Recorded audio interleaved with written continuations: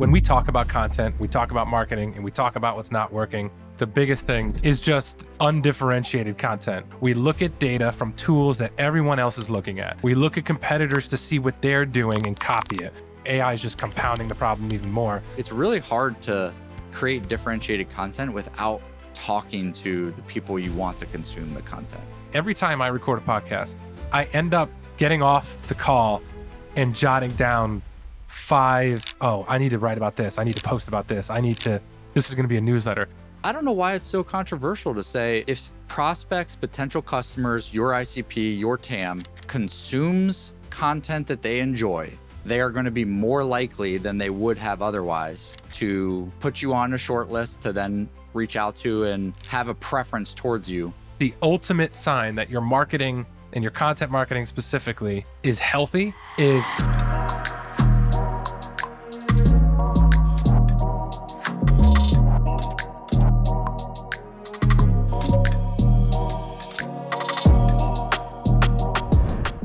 John, what's going on, man? Things are good, man. How are you, Erik? Doing good. Obviously, we know each other. We've worked together a little bit. I've been following your work for a long time. Now we get to officially memorialize our conversations. We've had, lots of little strategy conversations over the last year or so, just about content, about marketing in general. And I think now we can open those up to the public here a little bit, and it'll be fun. So for everybody who doesn't know, I'll just give a quick little intro. So you've been in the content game for, and you can, clarify, I'm sure, but like for a long time, like from the time of, keyword focused content being like the main play for many, many years. And you worked at a variety of SaaS companies, helping them leading content efforts, leading marketing efforts. And now you've since expanded and gone off on your own. So now as the founder of Content Brands. So you're helping companies essentially execute a lot of what we talk about on this show, which is like modern content marketing for the 95% of buyers who are not in market yet for the most part. And the goal is still to create pipeline, still drive revenue, but do it in the 2024 version of what's effective. And in a way where now there's more platforms where people consume content, and they're not always searching for these bottom of funnel keywords of exactly when they're in market. And they're more so scrolling on social media just to be educated, entertained. They're listening to shows to level up their careers and a whole bunch of other stuff we can go into. And these are the kind of things that you help, obviously, your customers with and your clients with now. So did I do an okay job summarizing that, or anything else you want to clarify? That was okay. Yeah. I think that's helpful framing, the 95% content, the whole premise of the show, I think does align really well with what I've sort of been on. And the content game for about 15 years, but I was leading marketing teams. But as you know, like marketing is content, and whether you're running ads or sales, and it's all content. So it's been a long time. And was in the agency world, a couple high growth SaaS startups, one venture back, one bootstrap. So kind of gotten to see this stuff from kind of all angles, and you kind of get a feel for what's working, where things are going. The time was right to kind of go off and do my own thing, and started the consulting firm Content Brands a year and a half ago. And man, you said it. We'll get into the nitty gritty of it, but I think that's a good summarization. And if you had an SEO podcast, I don't think we'd be talking right now. So that's why I'm here. It's like you and I have always kind of shared a lot of the same ethos and seen the same things when it comes to content. So I'm excited to jam on this stuff with you. Yeah, 100%. And like the lens with which we have is like seeing many different companies, like the inside of them, helping them, and seeing what they're doing, what's working, recommendations we have, amongst also just the broader market, like observations, but also just like there's a lot of value in having, many or dozens, what have you, of clients at any one time that you can, it's almost the value of like, it's the premise of agency, like agencies in general. It's like open sourcing the knowledge amongst, many different companies and seeing what's working and what's not. So we can talk about that stuff today. So maybe to kick this off, I would say like, what would you categorize as like, the number one or number two problems you see right now in how B2B companies think about content marketing? And when I say content marketing, I know there's like that labeling and that term for some camps might mean like SEO focused like blogs and articles and stuff like that. I'm just referring to the actual full like Yeah. big picture of content as a vehicle for marketing to drive pipeline. So what are like one or two of the main things you're seeing like, today as like the problem that has to be overcome? Either it's an education problem, like you're seeing just some folks are not realizing what's happening and like what your opinion is of what that thing is, or it's like they realize it, but we need the actual execution of it and what that execution Yeah, it's vehicle it's would a be. little of both. I feel like the biggest thing to kind of encapsulate it into one thing is just undifferentiated content. Hmm. And most marketers that I talk to about this, marketing leaders, CMOs, VPs, all the way on down to the actual content marketers writing the content, know this. That's a big thing that I like to get across is there's a lot of, when we talk about content, we talk about marketing and we talk about what's not working, there tends to be this tone that marketers don't know what they're doing. And my experience is they know that this stuff's not working. It's either institutionalized inside the company and they just like, listen, this is what our bosses want us to do, or they don't really know like of another way because it's been like this way for so long. So undifferentiated content for me is just like a lot of what we're trained to do in-house is we look at data from tools that everyone else is looking at. We look at competitors to see what they're doing and copy it. We look at what's ranking for specific keywords that we want to write about, and we take notes and say, we need to write about it that way too. Oh, they have a video. We also need to have a video there. A lot of what we're doing in the strategies is really about blending in, and we're not differentiating ourselves at all because we've gotten to this place where we're focused so much on doing everything that everyone else is doing that all the content's undifferentiated. Now, add the volume to that in which all these companies are creating content, and you have what's going on now, which is that it's hard to compete, it's hard to stand out, you're just creating more noise. What companies end up trying to do, which is like the second part of the problem to combat this, is more volume, more undifferentiated content. We got to publish at a higher frequency, or the posts have to be longer, or like we need to be also on YouTube in addition to Google, and we need a podcast, and we need all these things. We need to post this many times a day on LinkedIn. And so they're just producing more undifferentiated content. You can't outrun the issue.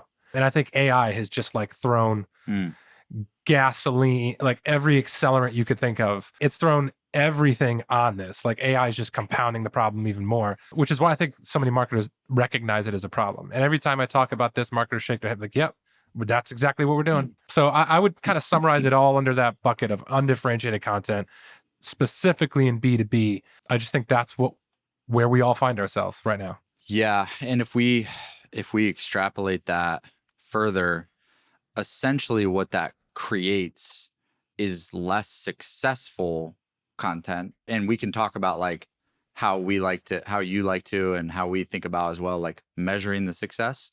Because that's the whole point, is like to create content that actually resonates. Like people either stop their scroll, or they proactively seek out hitting play on, or they open the newsletter and they are excited about each next installment of it. And so if that's what's at stake, which is like the success of the content, because we're not doing content just for like, oh, we got another thing out this week. The point is that is successful. It actually creates a meaningful difference in the business. There's a bunch of frameworks for this, but and I can talk about some that we have. How do you like to think about the framework for creating differentiated content? What are some first steps? And then like, as they get into it a little bit more, because like there's a lot of subcategories, but there's really only so many niches. And so the question then is like, yeah, how do we take what our product is? We're selling to the same ICP, but we've got our own expertise, our own product, our own internal talent. And how do we then take these things, these raw materials, and turn it into something differentiated? Where I sort of start is it has to start with the people at the company. And that's, believe it or not, we haven't done it that way. We've been starting with customers, what they're searching for, what we think they care about, what they're saying on sales calls. And that's a very limited scope and a very zoomed in period of their life cycle that you're experiencing those things, right? There's all kinds of things that they're searching and engaging with brands on that you're just not, that you're not even thinking about. And in order to not blend in, the only way to do that is to build around what makes your own experiences, your own observations, your own perspectives and insights. What are those things? Building content around that rather than what, I don't want to call out a tool, but we all know what they are. Like rather than what a SEO tool tells you that you should write about. So I think it has to shift to starting with us as founders, as marketing leaders, as content marketers. What are the things that we're seeing? What are the perspectives that we have that aren't shared in the market? What are the perspectives that are seen as best practice in the market that we don't agree with? What experiences do we have inside our own companies, working for other companies, talking with our own customers? What are we seeing that we need to communicate, that isn't out there, that we need to communicate with the audience? So I think like it has to start with us. And that's a big change from where we've been, which is starting externally. What is our competitor doing? What are people searching for?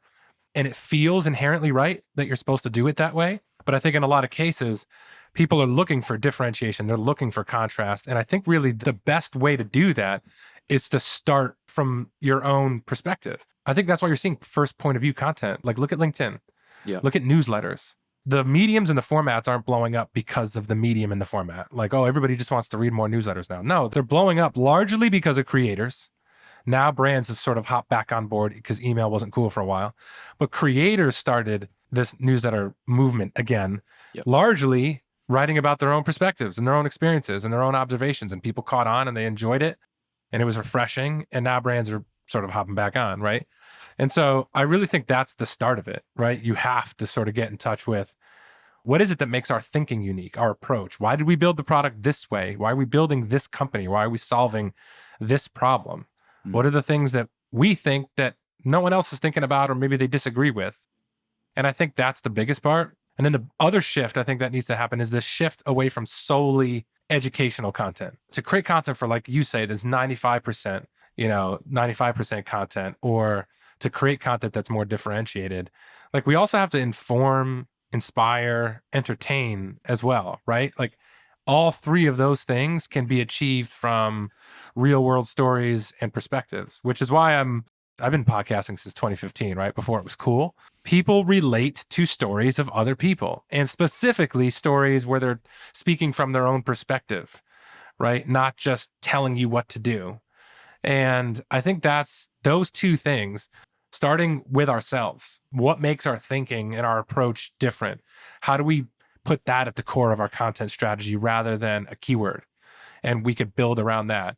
And then the other thing is like, how do we develop IP and content that maybe isn't solely educational, right? Like, are you going to create a how-to listicle better than AI can at this point? Like the cost of creating that kind of content right now is zero.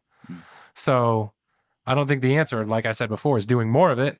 It's doing it differently. And I feel like it starts with us. It starts with founders, marketing leaders, sales leaders, whoever, right? It starts with, looking internally at the company and like, what could we build around that makes us different? 100%. There's a lot there. That can feel like a challenging task because it's almost not even just a content. It's not even just a content strategy. That's almost a company strategy. It gets, like, what are our point of views? Essentially it's like to build a brand, it feels like you first need to start with a differentiated product and then a differentiated point of view, and then parlay that into the content itself. Right. And so it can feel hard, but presumably like it should be solved because you've created the product. Like looking at a lens of the market, you found a wedge somewhere that you wanted to create a product that is probably slightly different somehow. I mean, that's a really, really, really valuable exercise because it actually can then be used in every part of the business, including the like top of funnel, mid funnel, and bottom of funnel content. But it can be used in the website messaging. It can be used in when anybody at your company is out at an event, they all are using the same language and how you look at the problems you're solving and all of that stuff. Another way I look at like differentiation, it is also the competitive. So that there's like two sides of the equation. which is like your expertise, your points of views, your experiences, stuff like that. But then the other side is also like what else is out there, because you don't need to differentiate if there are 0 people doing anything related to that area, that topic, whatever, because there's nobody else doing it. So the Rare, but yeah. exactly. And these days, like, but just from a like theory standpoint. Sure. But to me, like you can differentiate on like really 4 areas: what the content is about, who the content is for, how the story is told, and who it's by. So like ideally you're differentiating on more than one of those, like in combination. So Yeah, for I think you example, have to. Yeah. yeah, exactly. Especially now, like take the one who it's by. We've seen this a lot, like massively popular celebrities, Shaquille O'Neal for, whatever, like people like that creating a podcast and thinking that like they get a Spotify deal and thinking that because their name is Shaquille O'Neal, they're just going to be able to go and have a popular podcast. A lot of those did not do well. Amy Schumer's podcast did not do well. I don't know about Shaq's, but like there's a lot of these A-list celebrities who have created, try to create a content brand. It didn't work because there really wasn't much more thought put into it outside of just like who it's by. There's counter examples of like, the who it's by and how it's told being combined and it working like flawlessly together. Like, so basically, I think if you look at those 4 things and ideally trying to get multiple of them in combination with each other, like the more you get of those together, the more differentiated your content's going to be. So like if you go create, a B2B marketing podcast that's the exact same topics and guests as Dave Gerhardt's podcast, you're not going to beat him because like his name is bigger most likely than yours. So you have to find one of those others, like how it's told, who it's for, stuff like that, on how you're going to actually differentiate from his content. And that then leads you to, I need to go talk to people. It's really hard to create differentiated content without talking to the people you want to consume the content. So I think audience research, and like, I know Rand Fishkin and a lot of people preach this a lot. And most times I'd be curious your take on this, like why it's so overlooked as like a step in the process, like literally getting on phone calls with 5 people. Because it's hard. It takes time. It's not as easy. It's like, I could just look at a table and find a keyword, man. Like, why am I going to spend time? And I already know what to write. That's the prevailing thinking, is that it's just like, oh, well, that's just, I got to get on the phone with people. I got to record conversations. But I could do all this other stuff and assign content to freelancers today. right. So it really becomes about that. And that is such a big part of it. I think it keeps the content honest. It's a big part of what I do. I think it is really hard to create differentiated content without featuring your audience. I think that the best thing that we could do with our content is our audience ends up seeing themselves represented in the content. And that doesn't always mean they're actually in it. Yeah. It just means that they feel represented. And I think a great way to do that is they see other people like them, or they see you sharing insights from conversations you've had from people like them. And I just think that's like every time I record a podcast, outside of the actual content itself and the episode and the clips and all that, this really good agency called Hatch produces for me. But outside of all that, I end up getting off the call and jotting down 5, I need to write about this. I need to post about this. This is going to be a newsletter. That like I end up being inspired because I'm talking to people that are part of the audience that I want to work with. And just from us volleying back and forth, I'm like, oh yeah, it like shakes something loose. Yeah. And I think that's often an overlooked part of it too, is it's going to inspire. The content itself is going to be great, but then it's going to inspire so much other content. And I think that's the biggest part of it. And I really think the biggest hindrance to doing it is that it's not as easy, or maybe not as measurable, right? Like what keyword is it targeting? How many people found it? And I think like that stuff holds us back from actually creating differentiated content, because we're afraid that it's what happens if it doesn't work, or if it's working and I don't know that it's working. Those two things I think hold us back from actually creating good content. Yeah, that's a really big one. It's working, but not knowing that it's working. Right. Like you might be able to see some relational things change. Like when we send a newsletter, we tend to get more trials that day, right? Like Yeah. things like that. But like people want, they want the one-to-one connection. And I think it's the companies, which we may get into in a bit, but it's the companies who are a little bit more flexible on that Yeah. tend to create the content that does actually Yes. build audience, not just leads. Yes. I would say one good example of that. I know, like in your notes, you wanted to talk about examples. One, I had Chris Savage on my podcast last Yeah. year or earlier this year. Yep. Founder, CEO of Wistia. For those who may not know, they've done content for years that's not measurable. That's the kind of stuff that we're talking about. They did a series called Brandwagon that I loved, and they basically bought and refurbished an old station wagon, turned it into a video studio, but in between them doing work on the car, they would record interviews with, business leaders. And so the two things were happening at once.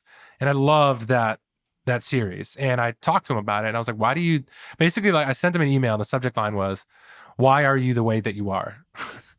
And I basically told him, like, why do you do stuff like this? Like, most companies won't do this because it's not easily measurable. And his answer, I've used this in so many newsletters and LinkedIn posts and examples over time. But he said, they really did what felt good to them and what they felt like would inspire their audience, give them a moment of brightness in their day, entertain them, which would in turn hopefully get them to come back and stick around. And then what he said, which was, I think, the gold for me, was over time I realized that what we were really doing was building a brand and an audience in advance of people needing to be customers. Yes.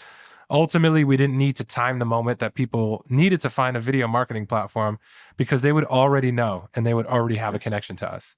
Yep. And to me, that was perfectly summarized sort of what we're talking about, which is like, if we obsess with needing to time the moment, if we obsess with we need to draw the connection between everything we put out and a lead, I think we miss the opportunity to really build and connect an audience that can be valuable over time. And like, who could argue that Wistia has been, successful doing it their way, right? Yeah.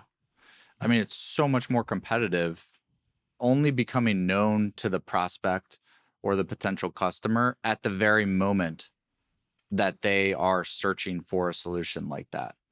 Right. They have no connection to you. They've got no connection. No trust. It's very transactional at that point. How much is it? Why should I buy from you? It's super transactional at that moment. I don't know why it's so controversial to say if prospects, potential customers, your ICP, your TAM consumes content that they enjoy semi-frequently, what have you, leading up to a moment in time where finally 7 months later, their contract with the vendor's up and they can explore new options, they are going to be more likely than they would have otherwise to put you on a short list to then reach out to and have a preference towards you because of the content they've consumed today. It seems odd to me that is so controversial. And I think it really does come down to the measurement that we can't equate dollars in, on a CAC basis. Yeah. Like, here's how much we're spending for those content programs. And we know with predictability, those dollars then coming back to us on X period of time and at X rate. And I always just talk about like every single thing we're basically talking about, which is like podcasts, YouTube, short form video, social media, newsletters. You've got a great take on blogs making a comeback, but not keyword focused blogs like original thinking blogs, which I think is great. Every single one of those channels works. Yep. Every single one. It's been proven. And they always will. If there's any companies who are making it work, and there's lots, it works. So the question is not if it will work for you. The question is, will you put in the right equation, resources, execution, and time to make it work for you? And that's what's not predictable, though, is like when it will, quote unquote, start working for you. You're not going to have well, we know for sure at month 3, we're going to start getting leads for this. But what's sure is any one of those channels can work for you. But what happens there, what you were just saying, is that's when we try to force it. Exactly. Well, if we look what our competitors are doing, that seems to be working for them. If we do it like that, we know that it might work because I guess it's working for them. Or if we look at this keyword data and we see the volume, if we do it that way, we could start to assign some timetables to it. And that's what we do. That's our defense mechanism collectively. I'm not saying we like me and you, but like collectively as an industry, this is what we do. That's our defense mechanism, is we try to force it. And I think, like, to me, what the ultimate sign that your marketing and your content marketing specifically is healthy, the program's healthy, is you get people on sales calls that have, oh yeah, I've been following your guys' XYZ, your newsletter, your podcast, your blog, whatever. I've been following it for months, years. You and I are different than SaaS companies, right? We're, services, managed services. Every person that gets on a call with me says, oh yeah, I've been on your newsletter list for like 2 years. Oh yeah, like I literally had somebody say a great conversation that's probably moving forward. I saw your LinkedIn post yesterday. I've been following your stuff for you, but that one LinkedIn post, I finally had to reach out. And no one ever, I don't know, maybe some people might think this is a bad thing. Nobody ever comes to me and is like, yeah, never heard of you before today, but I found your website organically. I don't want that kind of engagement, because again, it's very transactional. That person's going to come on and say, show me, not that case studies, you shouldn't prove it, but they're going to be like, show me the case studies, tell me how much you are. And then they're going to take that and they're going to go to the next person and they're going to measure you against that and so on and so forth. It's hard to win that way. And I think the same thing for SaaS companies, right? Like, how many people you think that are signing up for Wistia are like, oh yeah, I've been following your guys' blog for years, or I've been listening to your podcast, or what have you. And I think that's the ultimate sign that you're on the right track. And if you don't have that, that's I think a sign that maybe there's a shift that needs to happen. What's great too is, like, these things are not mutually exclusive, meaning, like, it's not that you can't do not the old, but the stuff that's worked for the last 10 years, like lead gen ads, cold outreach, SEO, focused articles. This type of content that we're talking about provides air cover for all of that. Like, if your ad is being served, like a lead gen ad, direct response ad on social is being served to your market, that ad is going to be more effective, much more effective, if that person has already been consuming your organic content and they like it and they're familiar with you.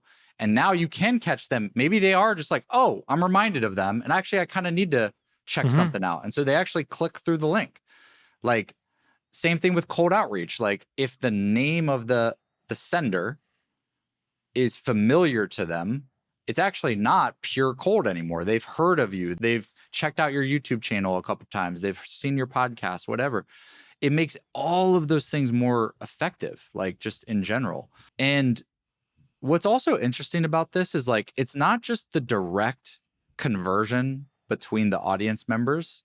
It's also like content-based referrals as well. My brother is the president of like a 125 person SaaS company, and he needed something. Like, he needed a solution for something. They were having a problem with something. I recommended somebody to him, not because I knew them, but because I followed their content and I liked their content a lot around that topic. That is a content brand.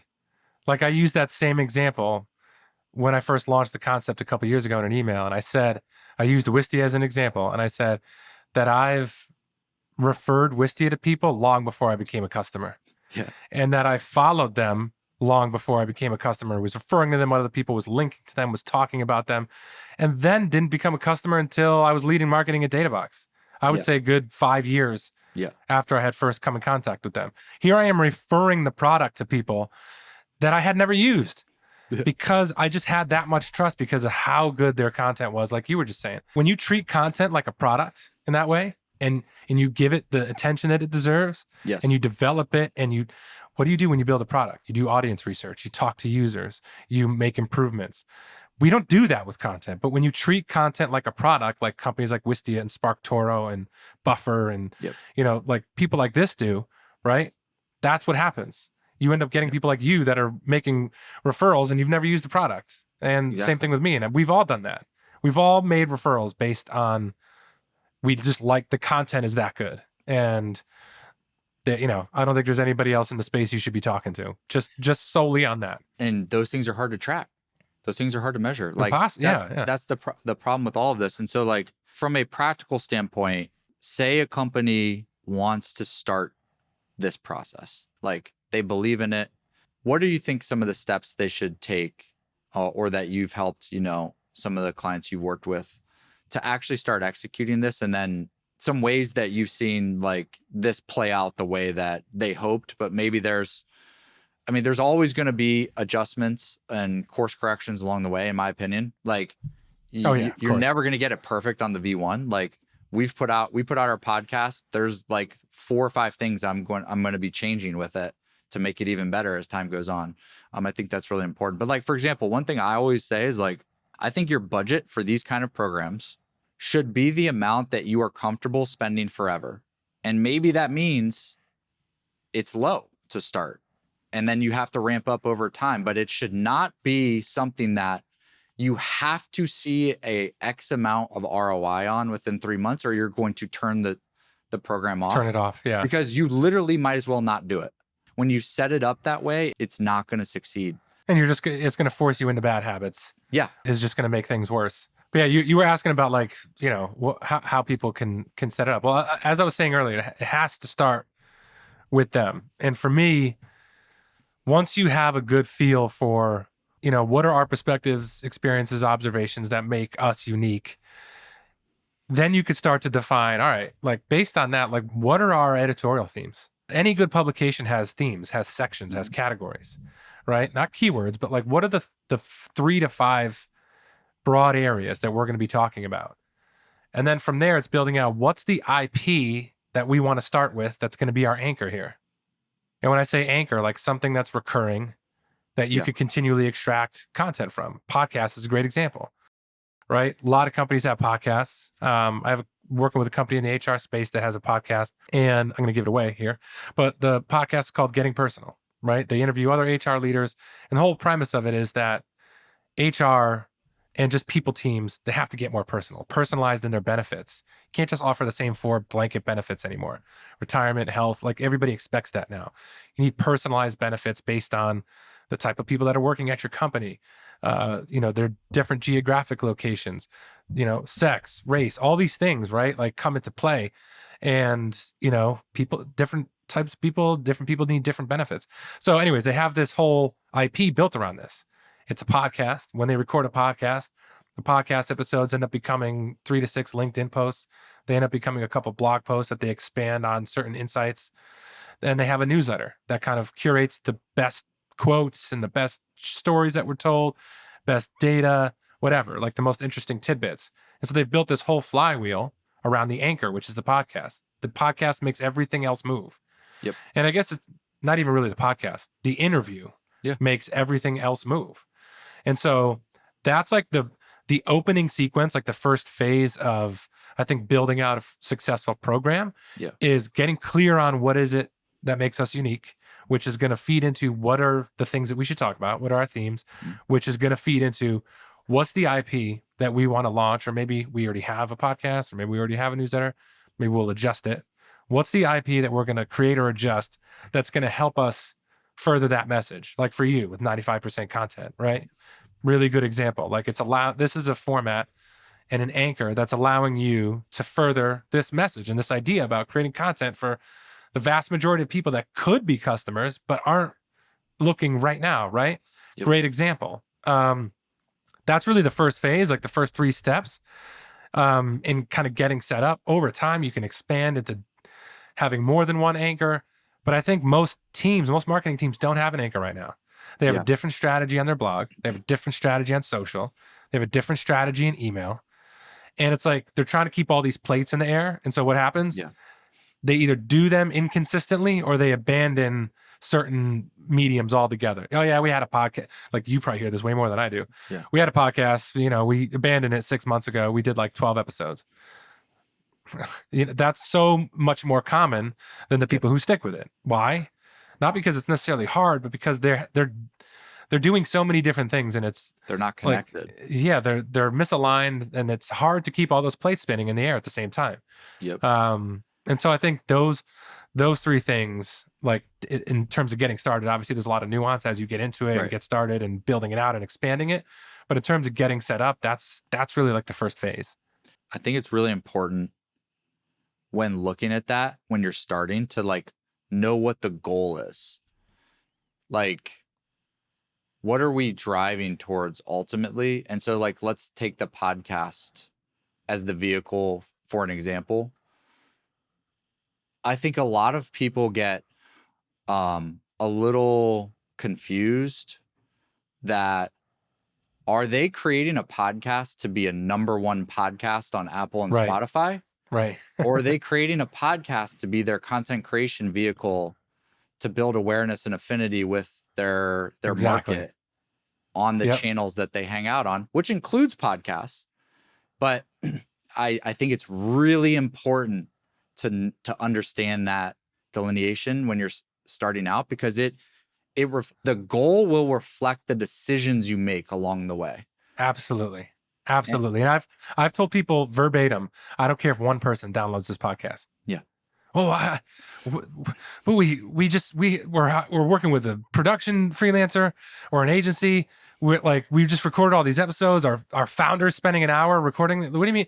It's like, because the content that this is going to influence across all the other mediums that you care about will far outweigh if nobody listens to it here. Now, it's going to get more than one download. For sure. Like, you guys have an email list of 2,000? Cool. Yeah. You have 1,000 people following you on, cool. Yeah. You're going to get downloads. Yes. The point is, and I like to be extreme about it, is it doesn't matter if nobody listens to it, because it's going to influence social, your blog, email. It's going to influence everything. Website copy. Your website. Yeah. It could, sales collateral. Yes. Because something I consult clients on is like, before every podcast recording, share a pre-show questionnaire that's the same for every single guest. Yeah. Guess what you have after 25 guests? You have original data that you can say, oh yeah, most companies like you are doing it. Now you have data that you can share and say, like, it doesn't matter if anybody listens. People are going to listen, but it doesn't matter if they don't. Yes. Because then you're not taking your North Star metric as, when you open up Spotify analytics, how much has your podcast feed listenership grown month over month? That's not the North Star. Now, for some companies who want to be intentional about, like, let's go create a #1 podcast in the market, that's fine. Like, if you're at a place where that makes sense to be the decision, but I just think that decision is not usually actually like made in the beginning stages, and it's a little murky on how people are looking at what success actually looks like. You just have to get clear on it. Like, who are you interviewing? Maybe the type of person that's your buyer, there's only 5,000 of in the United States, right? In that case, if you're getting 500 people to listen or 100 people, that's amazing. Yes. Or if your ACV is like super high compared to some of these SMB SaaS companies, you only need one person to DM you and be like, yeah, I listened to that podcast. You might only need a couple of those. Yes. And all of a sudden it's made what we do when we look at the up and to the right in the podcast host, it's like we're doing it again. We're making the mistake again that we all made with SEO, which is we're doing the volume game. Yep. We need all this traffic. It's like, how much of that traffic's converting and how much of that traffic is actually qualified and relevant? Most companies that are reliant solely on SEO complain about lead quality. And if you're going to treat podcasting, I know we're getting real specific on podcasting, but if you're going to treat that the same way and you're only measuring the value of it by up and to the right downloads, we're doing the same thing. We're making the same mistake again. Yes. And so, and I think like having self-reported attribution like in place is huge, right? Especially for stuff like this. Like a lot of companies have self-reported attribution, but it's more about like, how'd you hear about us? From a friend, from a coworker? Right. No, like start introducing the mediums that you invest in from a marketing standpoint. We listen to your podcast. We read your newsletter. I saw you on LinkedIn, right? Like you're going to see those things. Like I think I'll make the bet most companies would see those things overrepresented compared to what they think. Like, wow, I didn't realize this many people on LinkedIn. We should do more there. Right. But yeah, anyways. And it doesn't mean you should cut the one that's getting the least amount, because like to me, the least amount of like inbound attribution, like let's say you've got your YouTube channel going, but it's not the focus, but you're putting like snippets, mid-form cuts, or the full episodes there and things like that. Like all of these things, this is an ecosystem in my opinion. So like I like to measure it in platform on, are we executing that platform from a like resonance perspective well? And then as an ecosystem, is our organic content strategy resulting in inbound with people who have been following content around one of these channels or multiple of them for a long time?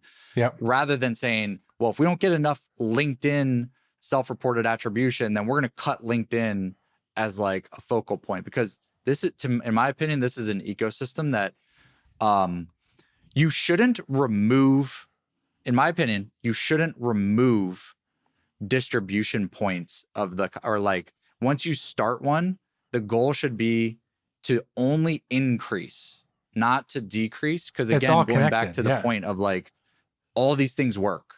Like, so I think you should make one or two work first and then add, rather than say like, well, if this doesn't work, we're going to subtract and then try this other one. And it's just like, you know, one step forward, two steps back, like constantly if you do that. They're all connected. They all create this gravitational pull. If I see your post on LinkedIn and then I see somebody shared a clip of your podcast and then I also subscribe to your news, it creates this gravitational pull. Yes. And yeah, maybe if the self-reported attribution, maybe I don't even answer it.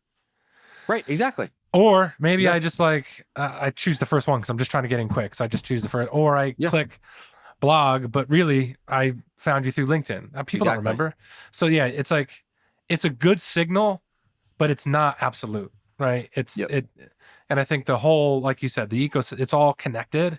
And I think the value is in investing, having it all connected, because then you don't have to do all these separate initiatives to keep all the plates in the air. But once it's all connected, it helps to create that sort of gravitational pull that is what successful brands rely on. Yeah. For example, like my brother, when he inbounded to that company, I don't know what he put, but he probably put referral. And really, that's not accurate. It's a content-based referral. I have never been connected with that company. Like I've never spoke to them. I didn't work with them. So again, it's like there's objective, subjective, anecdotal, direct. Like there's lots of ways you can look at this, but the truth of the matter is you're gonna know if this is working. Like if people are saying, like I was on a sales call last week and I hadn't published an episode of my podcast in 3 weeks because some stuff came up. We'll get back to it. This is the name of the game. Sometimes that happens. But we'll be publishing again starting this week. And she was like, and I had never met her before. And she represents a 2,000 person company that's exploring working with us. And she said, where's the latest episode? Like I miss it. Like it pops up on my Spotify feed when I connect to my car. Like where, and I did not bring up our show at all. And that's a perfect example of like that data point is worth 50x of those, because you don't get the opportunity to get that data from a lot of people, but there's a lot of people sitting behind the scenes feeling and thinking that same thing. That you don't ever actually get that. So anytime you get those pieces of feedback, like put a multiplier on them for what that actually represents for the success of your content. Most people are lurkers. For every person who would take the time to reach out and say that or reply to your newsletter, like newsletter replies, oh, I only got 4. Like you said, multiply that, because most people are not going to take the time to reply. Correct. Or tell you that I miss your podcast. So if you get 1 of those, 2 of those, 5 of those, like that's, like you said, that's worth more than X thousand amount of organic sessions, right? It really is, because these people, that's trust. You're building trust, you're building brand affinity, like, and that stuff is invaluable. All right. In the interest of time, you and I could talk about this stuff for a long time. What would you say are any other companies, either that you've worked with that you're able to like anonymize or share directly, or that you've just seen in the market, like Wistia, that you think are doing this really well that other people should study? I think I mentioned a couple earlier. I think SparkToro is a really good one. And they're punching way above their weight because I think they're 3 people. Yep. But they have a really good newsletter. Yep. like a really good newsletter, and becomes an anchor for them, right? And they have a really good research function, which is largely built on their tool and their software, right? They have the proprietary data. But I think like SparkToro is a really good example of one that's doing it with, like I said, they have three full-time people. Only one, I mean, I guess Rand is dedicated to marketing too, but only one person, Amanda Natividad, like is focused focused solely on marketing. And I think they're a really good one. I think one that's been around for a long time is Buffer. They continue to invest in content in a way that other brands don't. They act like reporters, which I think is a big part of the future of where we're seeing content headed. As a way to differentiate with AI and all this stuff. I think Buffer's been in that game for way longer than all of us in terms of like taking a reporter's mindset. And they have really good content and really good interviews and feature pieces, and they really treat it like a publication. Another person doing really interesting stuff, and I'm probably blowing up their spot because I don't think they've announced this yet, but you've all heard of Zapier. Something that I just found out, I had their head of content on my podcast. It's not live yet. It'll be soon. Louder than words. Look it up. But something that they're doing is they're big on what they're calling non-branded content. And so they're launching, or the YouTube channel's already launched. I forget what it's called. So technically I'm not blowing up their spot. But the YouTube channel is not branded as Zapier. Right. It's branded around, I forget, it's like something masters, like automation masters or something like that. Yep. And all the videos are of them talking about, how they solve certain things, talking to other people about like how they use technology to like, achieve certain outcomes. And if you read like the fine print, you could see like, copyright by Zapier in there, but the channel is not Zapier. It's not by Zapier. Their logo is not in the videos. And they're really going big on non-brand, this idea of creating building trust, building an audience around an idea, around a movement, not just our product, as they look to scale. So, and they're another company that I feel like has been at the forefront and has been really innovative with content over the years. So this is just like another example in a long line that they've done over the years. But like, I feel like those are the ones that always jump out, and I always end up using as examples for other people who ask. Yeah, those are great. And I think like contextualize that to your situation, because depending on what stage your company's in, you might need the content to be more directly, like have some more direct tie to the product and demand for the product, but still doing it in a way that there's value can be extracted from the content with or without your product, like regardless. But I love that. I mean, another company doing that, like that sort of stage of content really well is ClickUp. Like ClickUp's social game is incredible right now. And it's purely top of funnel. They are literally trying to just make entertaining content. Their North Star is impressions. Like literally it's impressions. And they're making funny skits and things like that. They're a larger, later stage company. So it just depends on like what stage you're at as well.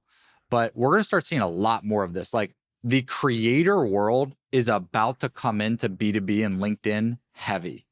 Like, I mean, we've already seen it. I feel like companies have been talking about like hiring or creating internal creators for a couple of years now. And I feel like they kind of get it wrong. What they're really trying to do is create that trust and that like objectivity that creators inherently have. Right. And I think we can do that. Like, you don't need to go the extreme route that Zapier did. But I think, like, to your point before, like launching a podcast or launching a newsletter where the value of it is inherent to that medium. Yeah. You don't have to necessarily subscribe or go back to our website, or for the newsletter, you don't have to click this link to get the full value. You give it away, right? You give it away you match the medium, right? Like you give it away in the newsletter, you give it away on LinkedIn or in your podcast.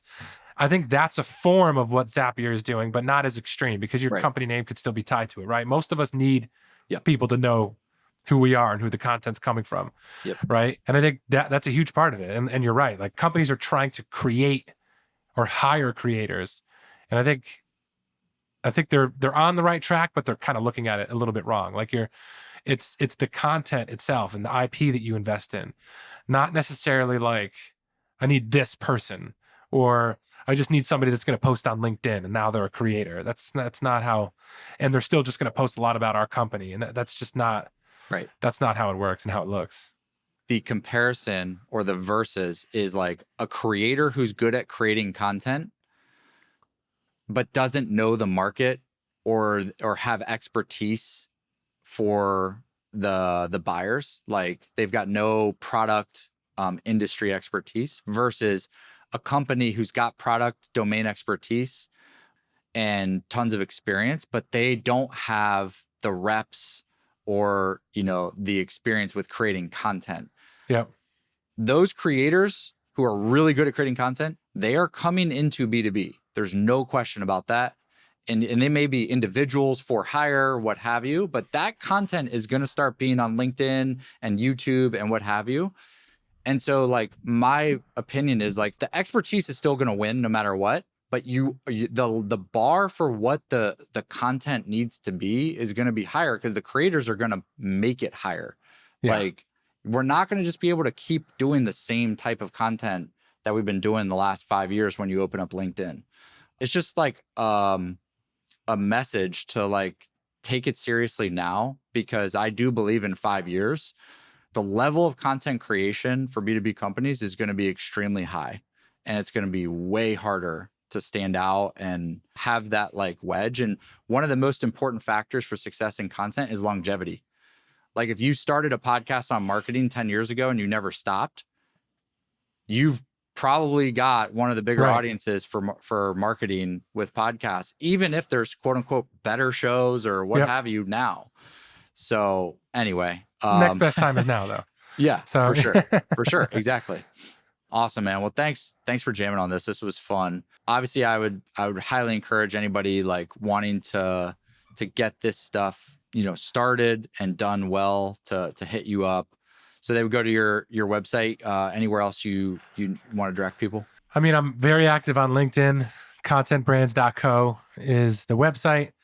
I have my own podcast too, Louder Than Words. And but yeah, then and any of those 3 areas, I think you'll find me and we can connect. Awesome, man. Good stuff. All right, we'll catch everybody appreciate next you time. having me on, man. Yeah, for sure.